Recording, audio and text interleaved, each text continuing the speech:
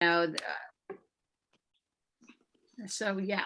So anyway, so yes, so this is about Bird-Friendly Evanston. So we wear many hats, and I'm trying to actually, I have to accept that we're recording in order to move my slides here. Okay, so thank you so much for including us. I'm going to kind of go through this presentation with Libby chiming in as she feels free to do. And she'll talk about parts of this, but she's also welcome to just interrupt me if I've left something out. And this presentation that we're offering is talks about homeowners retrofits for their bedroom windows and sliding doors and all of that. But in addition to that, it kind of gives an overview of the whole lay of the land on bird hazards. So that the idea would be when you're looking around, high rises in central Evanston, you're thinking, oh, well, that's a terrible place for birds. And you can keep an eye out for, dead birds and let people know, let us know, or let others know if you're finding a real hazard area for birds. So this presentation may overarch a variety of, give you the whole lay of the land, basically. So with no more ado, I'm going to go ahead here. I have to be able to advance this. I was just saying in the chat, I'm sorry, Leslie, that any Yes. questions, just please add to the chat and I will make sure that I convey them to you both. Right. Thank you. So obviously, one of the reasons that we're here and we're talking about this is birds are in trouble. They're in the news, and was a study in 2019 that we have 3 billion fewer birds than we did in 1970, a drop of about a third. 25% of species are on the list of birds of conservation concern, and it includes many common species that are in decline. So in other words, we're losing populations, but not only species. And some people may say, I think all of you guys would not, but some people may say, why do we care about this? Well, first of all, they're fellow species that we've put in this position. For the most part, this is human caused decline, especially for sure glass collisions. They're an indicator species of pesticide habitat climate disruption. We rely upon them for community health and welfare. There's a raptor eating probably a rodent, and they, honestly, I think pervasive among us all is that they just add beauty and music to our lives and ecosystem. And they, remind us that there's something bigger than people in the world. So the states, glass, I can't read all of this. Oh yes, I see the top of my slide is missing, but the bird collisions impact all different, they're an indiscriminate killer. They impact hummingbirds to falcon, young and old. It's not as if the survival of the species that the strongest birds survive. In fact, it kills all of them, migrating or resident, but for the most part, migrating are most at risk because this is a new, every time they migrate, it's an unfamiliar landscape. This picture on the right is from 7 days at Northwestern in 2017. Things are in some ways better than they were then, but we're always having to pay attention that we don't lose ground on that. This is what a picture of what happens when a bird hits a window. The dander basically, maybe Libby can say more about that, but the dander basically hits the window and often leaves an imprint. Birds hit glass. Why do they hit glass? Because it's oftentimes because it's reflecting sky or greenery. They don't have any concept of glass, that as a barrier. Collisions are all year round, all day long, but especially at migration season. Fall migration is the worst because the baby birds are joining on the way back. Morning tends to be worst, especially the first 3 floors, and that's because birds tend to land and rest and may look for foliage or vegetation and then hit windows on takeoff from the ground. Light at night attracts birds to developed areas, and also can confuse them. And clouds and fogs, we'll talk about that, causes birds to fly lower, and then they can hit more hazards. many people say, well, I've never seen a bird, honestly, this just came up recently with the Carvana thing in Skokie, which maybe some of you know about.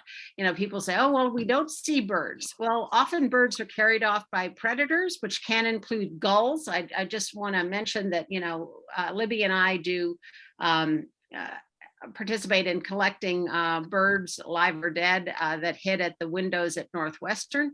And sometimes you actually have to race gulls in order to get to the birds. When the birds get stunned but are still alive, if we can catch them, we can send them to the rehabber. But often gulls will actually be watching for birds hitting these reflective windows and come and fly in. Of those that fly off, 55% die from injuries or predation. Is estimated. So these are the two big threats: reflective and transparent glass. Reflective glass is like this on the right, so that you can see that it looks just like there is a tree there. And here also you can see the reflections in the glass on the left as well. But in addition to that, there's transparent glass is a big problem. So here's a balcony. Balconies tend to be problematic.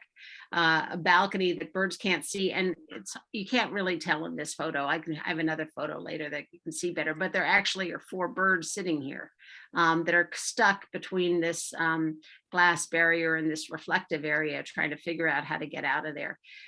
Similarly, outdoor escalators, any kind of, see-through glass area, they may think they can just fly across. So this is the Kellogg Global Hub building. There were about 500 bird collisions in the first year it went up. And then in 2018, Northwestern added bird treatment sort of dots up to the second floor. So up to, I think you can possibly see my cursor, and strikes decreased 60%. But now actually they're doing some window replacement on this area, and they have not replaced it with dots, at least at this point. Here are some examples of transparent problems. When 2 panes of glass join at a corner, that can be a problem because birds don't see a corner, they just see a fly through. This is similar to at Rotary, the Rotary building has these open lobby areas, and those are problematic, and Rotary is stepping up to put in a film really for branding purposes, but it not only will serve branding purposes, but also make it so that birds can't directly see across panes of glass, transparent glass. Because transparency is an issue, these walkways are an issue. Here, there are those around Northwestern. This is another example of a corner, but it's a rounded corner where birds can look from one side to the other and think they can fly through. Another issue is foliage, indoor plants on the inside of glass. Birds will try to land on something that they think is green or fruit or whatever, especially this time of year when there's not a lot of foliage outside, actually, or during this migration, spring migration. So this glass should be treated is basically the bottom line of that. Next, the green roofs is another issue. So if there's a green roof, you can see this glass, for example, should be treated because there is a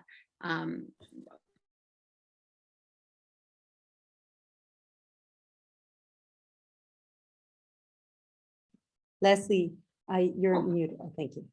How did that happen? That's weird. So yes, birds will try to land on the sedum and the grasses and can hit the windows on takeoff.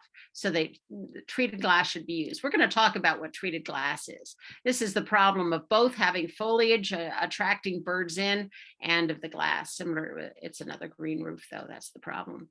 This is at Northwestern at the Kellogg building that we just looked at, that very reflective building. There's a courtyard there where birds will, there are some planters down there, but I think they're just really falling in there, actually. I think they're hitting on the glass is what I suspect, or maybe they're just going down there to land.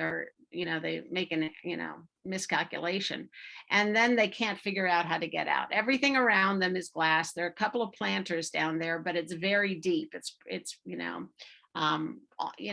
feels like it's 2 stories. It's just very deep. It's probably 1 story, but it feels very deep in there. So here are some solutions. This is this glass window we looked at before that was very reflective, and you can see that it is very reflective, but you can also see that there are little lines across it. Honestly, not terribly ugly or noticeable, but the strikes at this building, this is Searle at Northwestern, have decreased 90%. I mean, oftentimes, we barely check this anymore because it just never has a bird hit at it. So this has really been a huge solution. And Libby, I think, started watching this building back in the 70s for its terrible collisions, and it really has been a turnaround at that building. You can also see at these, this has vertical lines on it, and it's completely easy to see out. There's no real barrier, but it's really unobstructed vision. I mean, yes, there are lines, and I'm not denying that, but it is much less obtrusive than people might expect. This is a picture of our buddy Allison at Searle, actually taking a picture of herself. And you can see the lines maybe more easily in her reflection than you can actually looking at this tree. These are other solutions. This one on the right is a window out the back of the Kellogg building into the loading dock area. It has dots on it. It has greatly reduced bird strikes, but there are still bird strikes here, and we're going to talk about that a little bit more. But dots are a relatively inexpensive. You can apply them to sliding doors, for example. They're a good solution for that, and we're going to talk about that. Another solution are Acopian blinds.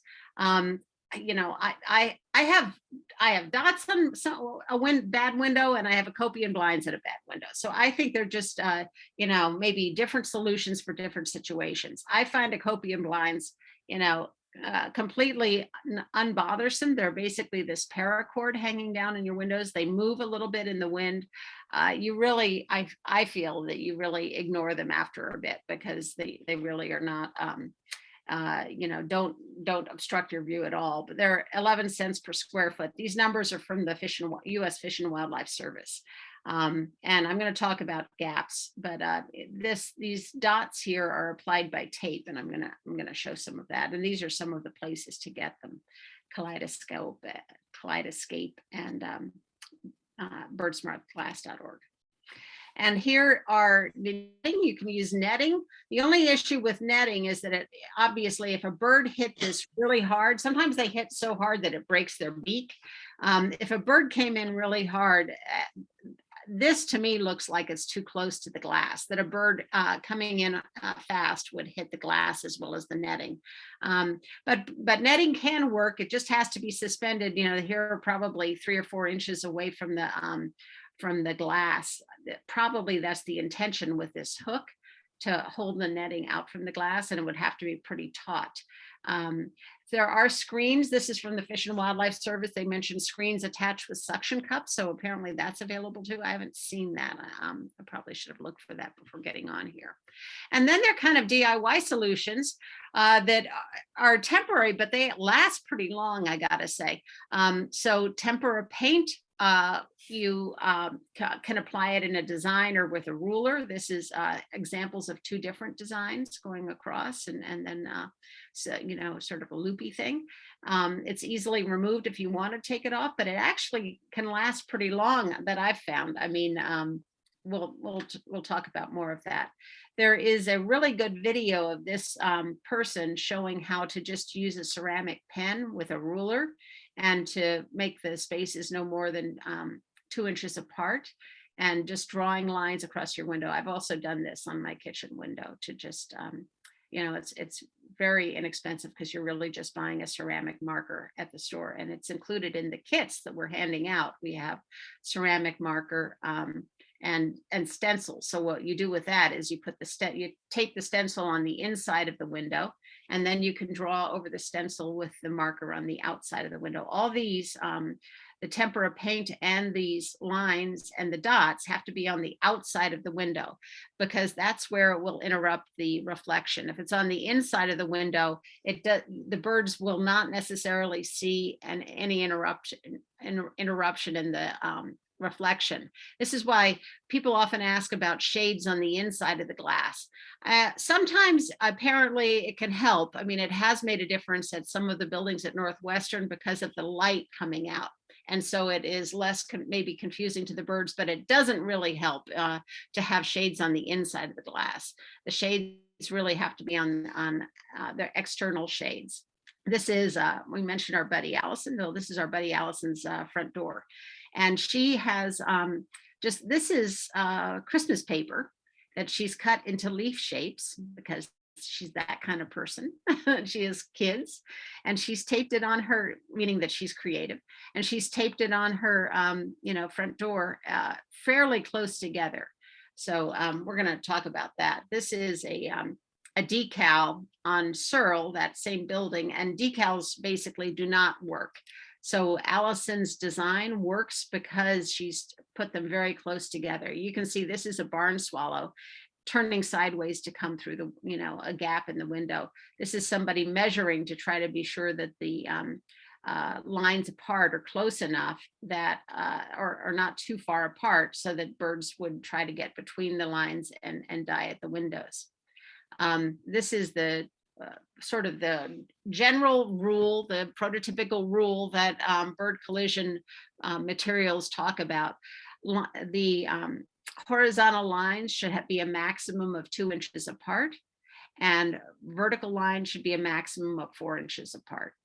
So the issue with this is, though, this, for hummingbirds, for some warblers, they will still try to get through this. So this isn't for all birds, but it is sort of a standard, size to stop, a large number of bird collisions. So, I'll talk about monitoring. So the reality is, whatever you do, you should watch to see if it works, Now, Libby was going to talk about this. This is actually at Robert Crown Library. So in one of the recent editions of the Roundtable, Rich Cahan, who does a lot of photography for the Roundtable, took a picture of this from inside a room at Crown. I don't know what room it is. Oh, sorry about that. Sorry about that. Yeah. Okay. And then he asked whether this was for bird strikes, and I told him that I didn't know if that's what the architects intended with this, but that this was not a good example of what you would do in order to a window in order to prevent bird strikes, because as you can see, those dots are at random. They look like birds flying through, actually, but they're at random, and you really don't want to have something at random. You want to have something that is, as Leslie was showing, 2 by 4. Most of the research, or much of the research that was done about this, the distances between dots and what was actually effective, was done by a man named Daniel Clem. So this is all based on scientific research. It's not random, like you might be, like a Jackson Pollock painting, like you might be throwing paint and just spatter it. So this is a decorative feature added to the Crown windows, but it is not the way that you are going to solve your front window problem or your robin problem. It's decorative. And if you go over to Crown, you'll see that the architects have incorporated they've incorporated dots in a decorative way into the windows. And apparently there was some monitoring there done for the year before COVID struck us. So I don't know, and it's just for 1 year, and they didn't find any problems. But but no monitoring would have been taking place during the 2 years or 4 migration seasons. So we don't know, but anyway, this is not a good example. And I just need to say that because it was published as if it were. So back to Leslie. Okay, okay, okay. These are artistic solutions. So this is a film. This is actually at the Geological Survey headquarters in Patuxent, Maryland, I believe it is. And this is what it looks like on the inside looking out. And this is looking in. So they have these tapes that are perforated so you can see out, but you can't see in. This is actually on the inside of the glass, but they say they do monitor there, and they do say this has totally worked. This is just another example of monitoring, but you can see that even though this is reflective, where the blue is, you can see it's reflective, but on the honestly, you don't really see foliage because there's so much noise from this design. So maybe that's what's doing it. But anyway, it has worked. I would mention the Beacon School in downtown Evanston had a tape up like this, a kind of a film up that was like this, that you could see out of but not into, which was sort of interesting. I think they've taken it down now. This is a zoo, and this is the bear enclosure, and they've used etched glass on the top and then lines on the bottom, and these are pretty close together lines. It looks to me like they're closer than 2 inches. So there's that.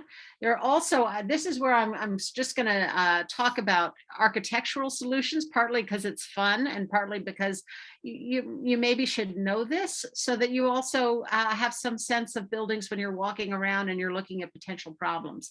So there is a LEED pilot credit that will give you a credit for designing a building to be bird friendly. And what it does is it looks at the bottom 3 floors. We mentioned those are where more collisions happen, and also the floor above, the 12 feet above where there's a green roof. And it looks at that and then weights that more heavily than the blue area, which is the remainder of the building. It also, so it basically does a calculation, and the total threat, so to speak, from this building has to be less than 15, and that means nothing to us unless you know what the threat factors are. But basically a 0 threat is a brick wall. You can imagine, okay, well, birds are probably not going to hit concrete or a brick wall, and transparent glass is like a 75 or something like that. So there, transparent glass has a very high threat level, and other materials not. The LEED pilot credit also requires lighting and monitoring. And the one thing to call out is that there are LEED credits for energy efficiency, and those tend to encourage reflective glass, actually, because reflective materials repel heat and can make the building more bird friendly. So this is kind of a counterbalance to some of that. And this inset is just an example of a bird-friendly design where you can see that the glass is not really prominent, and they're not really reflections. So there's that.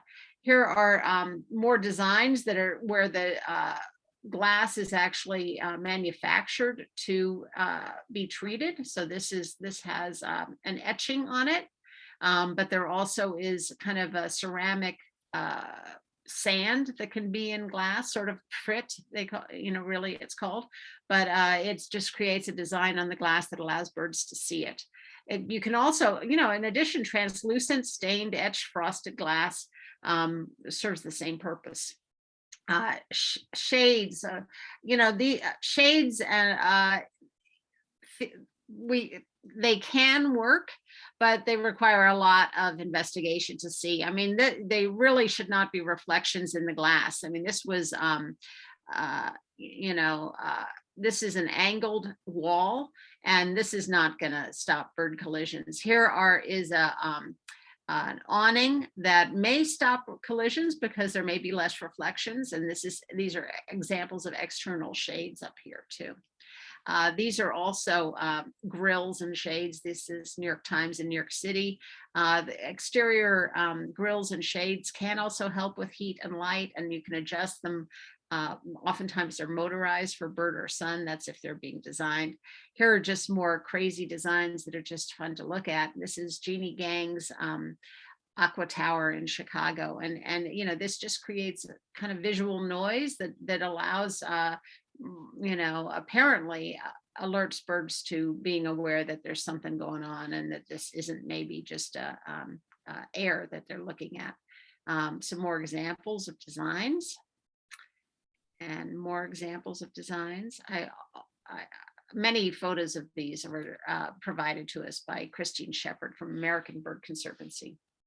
So here again, this is the Ryan Athletic Building. This is another view of the Ryan Athletic Building. And the Ryan Building, well, this is probably, you know, 5 in the morning. There's sunrise happening here.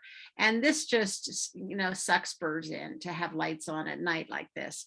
If, you know, a way to avoid light, both it avoids light pollution, but it also reduces bird collisions, is to use motion sensors, use so that I know people are concerned about safety, but obviously motion sensors light up when somebody's approaching. Use amber to use lights that are on the amber to red specter instead of the blue to white specter. So kind of yeah, amber lights.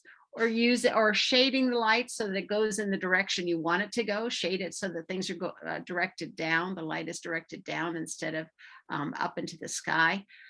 Turning off the lights, especially during migration. We want to get that going in Evanston. You know, Chicago has Chicago lights out, and, you know, 11 p.m. to sunrise. Do we really need lights on 11 p.m. to sunrise? Turning off non-essential lights is important. Avoiding roof beam lights on the, you know, lights on the roof is very confusing, and especially in fog is a problem. And avoiding antennas and guy wires, you know, just wires that just, you know, are completely in the dark on the roof. We need to avoid those because those will just, you know, slice a bird.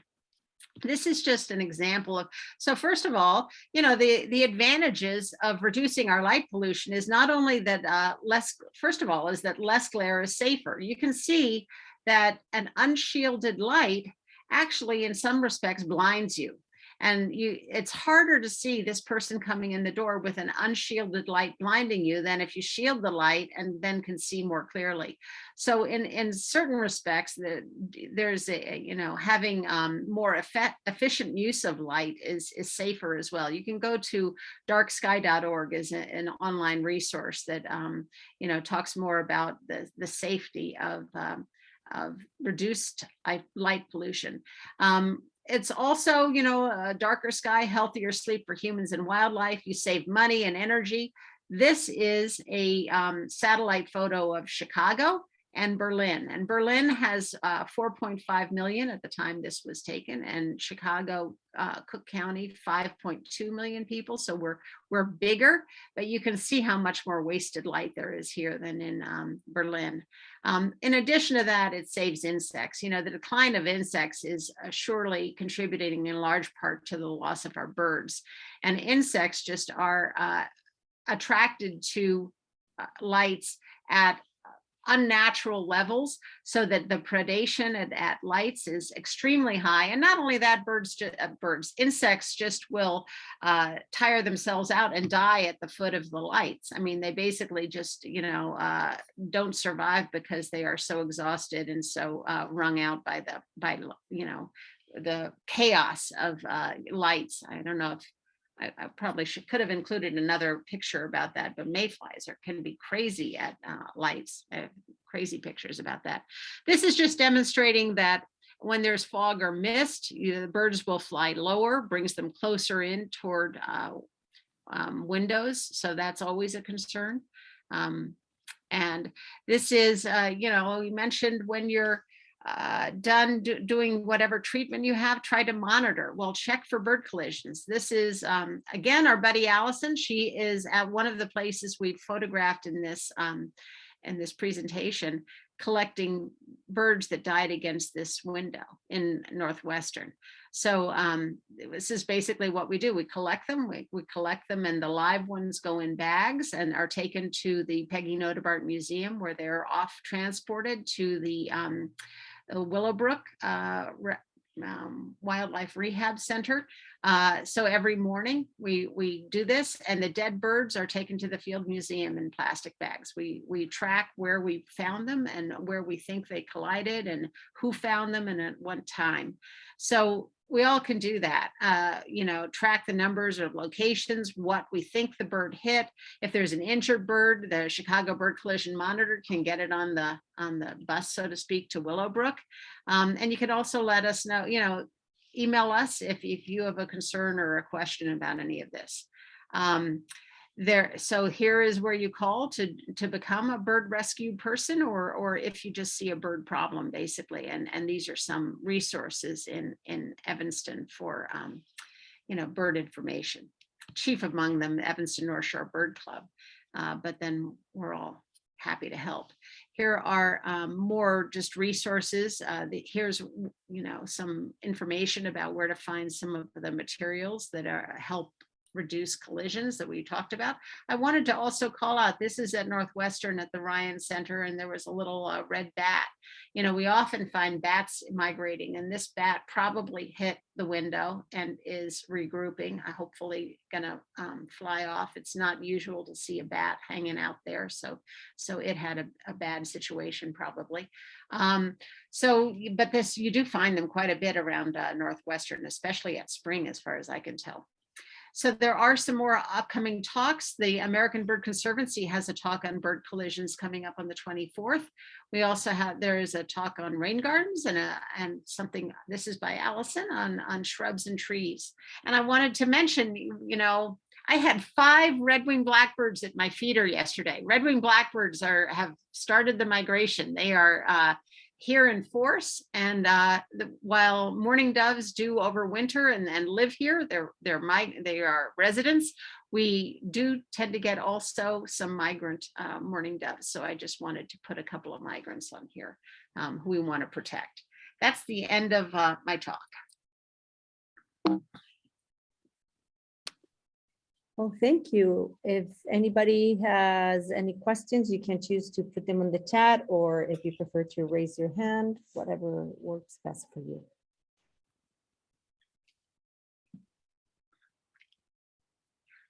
I can also, while I'm here, while people are thinking, this I brought with me. This is an example of an Acopian blind. They come in these long. Well, you can they have the instructions to do it yourself online, but if you buy them, they come in big loops, and you just attach them with Velcro to the outside of your window. So, I'm a big fan of those guys. And when you're applying the dots actually come in. There are different examples of them.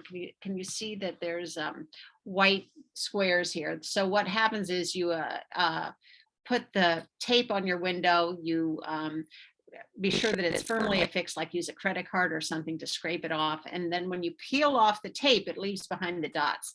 So that's what we're talking about when we're talking about applying dots there.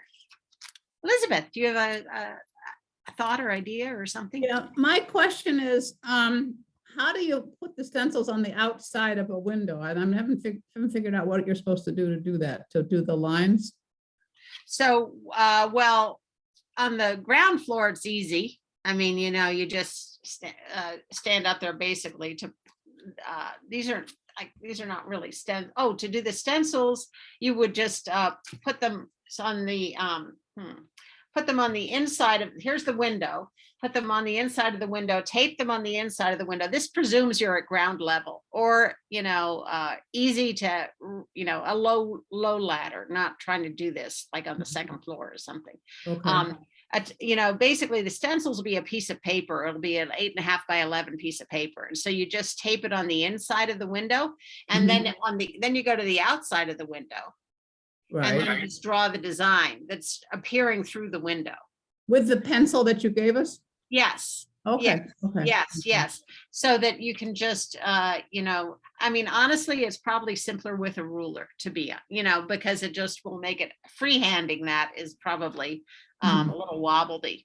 But it gives you the idea of, you know, and there's some other solutions in there too. And the main thing is trying not to leave gaps bigger than basically bigger than your fist for the most part. I burnt myself baking a cherry pie, but pretty much the size of your fist, you know, 4 inches by 2 inches. You want to be sure there's no gap bigger than that.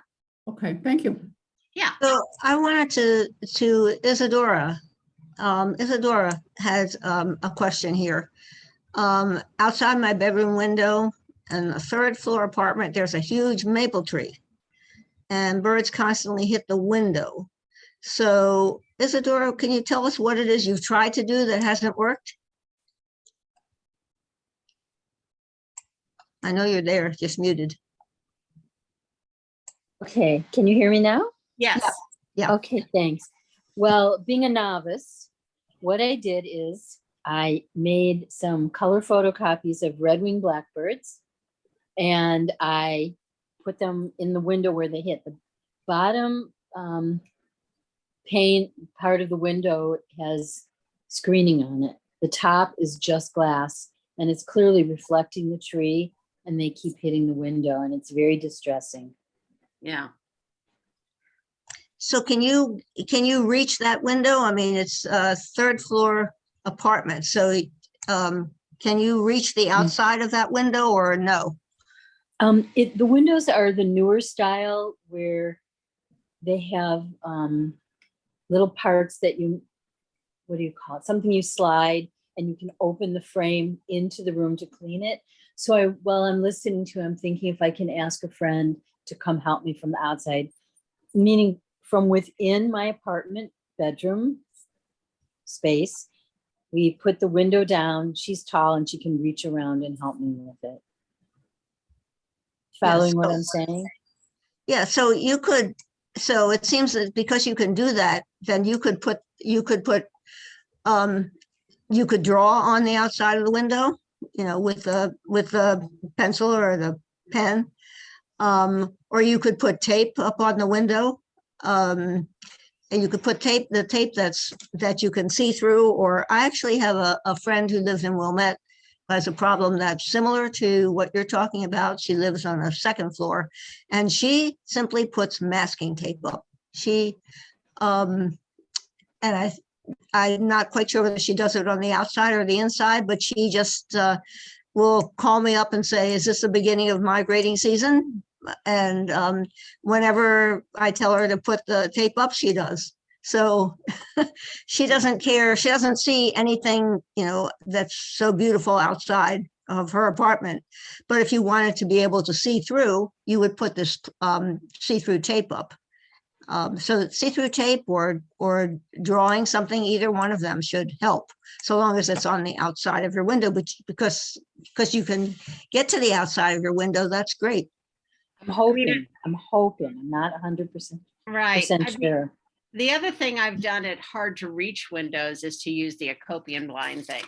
Because what you can do is just have a small piece of it and it's Velcro. So if you can't spend a lot of time drawing something, if you can attach the Velcro to a you know, metal or wood part at the top of the window, then it hangs down from there.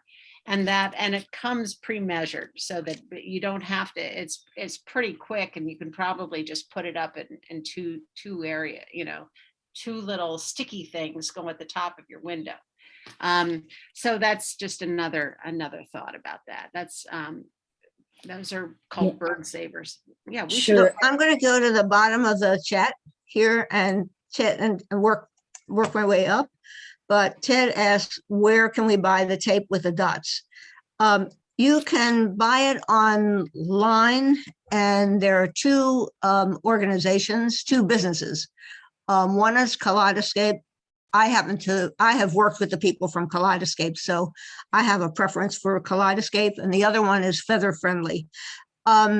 I've been working with Harold's Hardware on Central Street. I don't know if any of you live any place near Central Street, but I've been working with them, and they're gonna have a small display, and then you'll be able to buy the materials from them. And the materials come with explicit instructions. They come with rulers, paper tape, so that you can measure 2 by 4.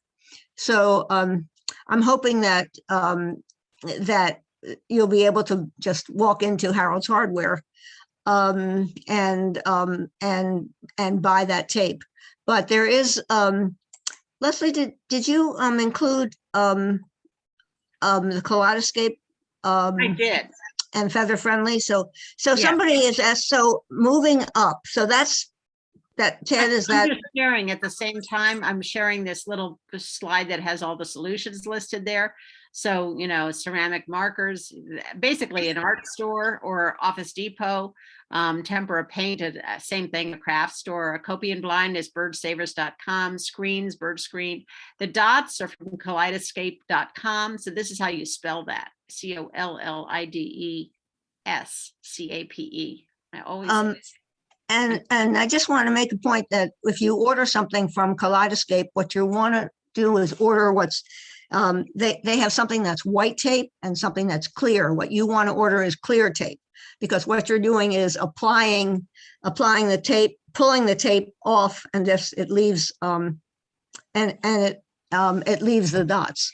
So you want to make sure that you order clear, not white. And I haven't dealt with Feather Friendly, so it's up to Leslie. But so that's the list of slides. And I'm sure that if you could email, I don't know if our emails are up here, but if you could email either Leslie or me, and to help if you had questions, or if something doesn't work, we would want to know if you tried one of these things and it didn't work. We would want to know if it's a failure in science. A failed experiment is as good as a successful one. You learn as much. Let's see. Elizabeth has a robin attacking her window. So I like your idea of making paper snowflakes, which deters the robin somewhat. But you know what? If birds are striking windows, they're looking at their reflection. They may be fighting what they think is another bird, a competitor. So because they can see their reflection in there. So it's really important for them not to be able to see their reflection. Otherwise, they'll keep on coming at your window. The same robin came back from last year. Same. How do you know it was the same robin? I'm sure it is. Well, it just likes you, Yeah. What can we say? So Amy has certain windows in my house, varies by time of day and facing south. So what's reflected in the window? Pardon me? What is reflected in the window? You say certain windows in my house, and it varies by time of day and or season. So I'm asking you, Amy. Oh, yes. Is anything reflected in your windows? So the windows that face the backyard reflect sky, an ash tree, and part of my garage. But it's probably the sky and the ash that are attracting them. And then I have windows on the front that certain times of day, it also reflects sky, and that one is an elm tree. So it's a lot of nature, basically. So that's wonderful. I mean, it sounds wonderful to have those trees. But if they're reflected in there, is there a way that you can get to those windows and treat them the way that we've recommended? Is that a possibility? For the first floor, definitely. It would require a ladder, which I have. The second floor windows are really tall. And so I think that would require me like hiring someone to do it, because it requires a really tall ladder that I don't have and probably wouldn't want to climb up anyway. Right. But I could at least start with the first floor windows, and those I could do myself with one of the methods that you've talked about. I sort of like the dots. Those seem pleasing Yeah. visually. Mhm. Yeah, well, you know what? If you try that and it still is happening, is it happening more on the second floor than the first floor? Do you know, have any idea? It's usually I hear the strike and then I go look and there's a bird on the ground. And so I don't usually see it, but I can hear it, and it's definitely a bird hitting my glass. And so given what I've learned today from this presentation, it seems as likely that it's the first as it is the second. I was Mhm. assuming that it was the high windows, but from this, it's making me think it may very well be the first floor. Yeah, so it would be good to start off with the first floor and see what happens during migration season. You could, I mean, coming up, you know, you could see the spring could be your test time. Mhm. Okay, and the windows I'm talking about, one set faces west and the other faces east. And I so, don't think it matters. Birds fly all over. okay, I don't but it think would be worth a try to do those two sides and see without having to do this north and the south, because that would be a lot of windows. Yeah, well, try, I mean, you know, just try some windows and see whether that works. I mean, Okay, thank you very much. This is so helpful. I appreciate it. You know, to be honest, sometimes it does sometimes take trying different things, but honestly, I've never had a real fail. As long as I've always found that it helped or solved the problem.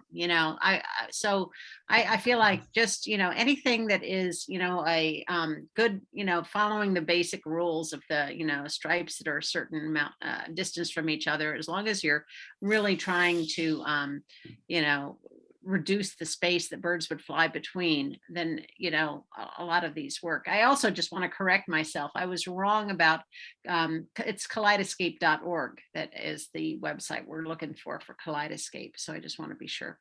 Do the dots get put on vertically and horizontally? For the most part, these dots are put on vertically. You put them going down, but there are solutions that are, you don't really, I mean, for the most part, everyone puts them on vertically. I don't know of any, there can be designs that are horizontal, and some of the things I think I showed included that, but most of the time the dots are just put on vertically.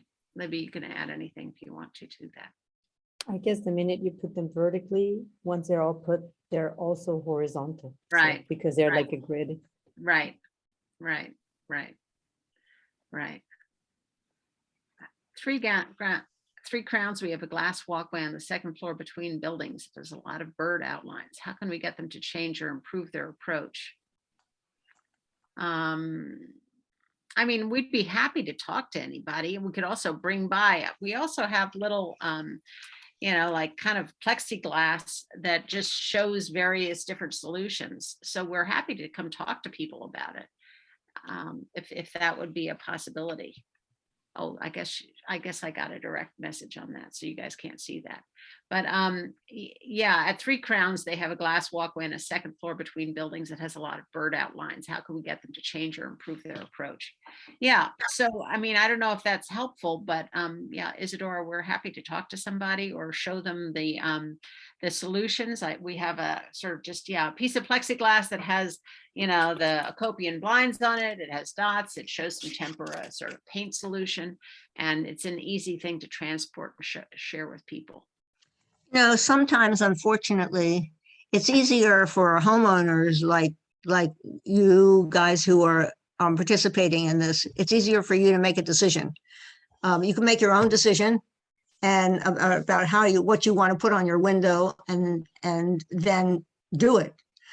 When it's an organization like Three Crowns, we have, this is years ago, I tried to work with Three Crowns to get them to put something up, and I wasn't successful. And the thing is that you're working with a bureaucracy, and you have to make sure that you've got a sympathetic ear and that the sympathetic ear is going to be around for a while in order to accomplish something.